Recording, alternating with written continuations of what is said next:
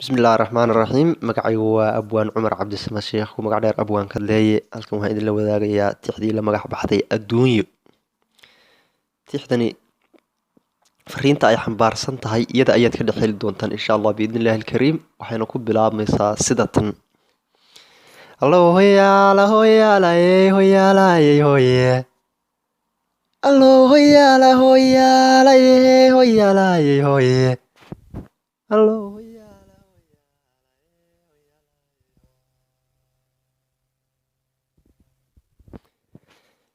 adduunyadu dharaarabaasi bay kula dhaqantaye, marbay dhool curtiyo mayay dharqaday kaaga dhigantaye, marbay dhirindhiriyo dacar la dhilay ku dhadhamaysaa.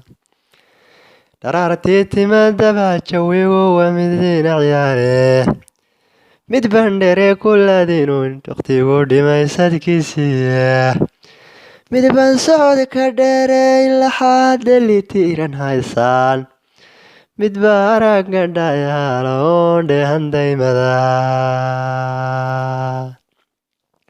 mid bay caafimaadkii dhamma kala dhaqaaqine, dhacdadiiyo duruufuhu ma yara waa dhab xaajaduye, kala dhiman adduunyo iwale sharafi ka dheer.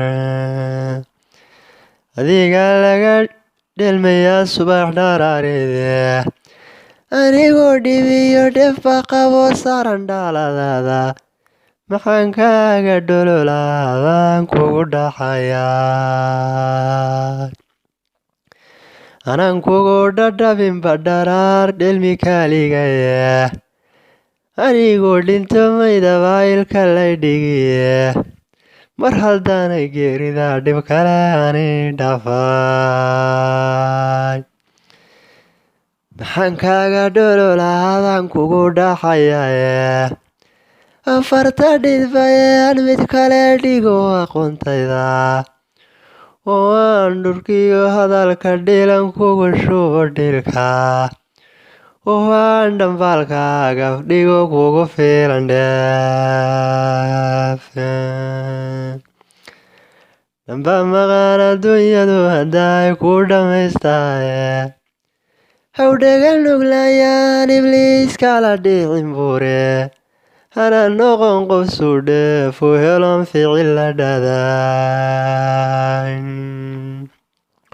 oo aan ka dhowrsoon wixii dhib iyo hawlkiina, oo dhaqan adduuniyo u kulul maalka lagu dhaato, dhimbigiyo xanuunkaaga daran dhayska aakhiro.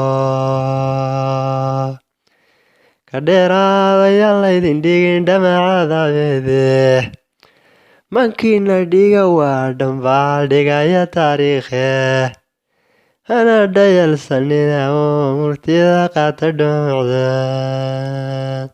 war hana dhayalsanina oo murtida qaata dhumucda.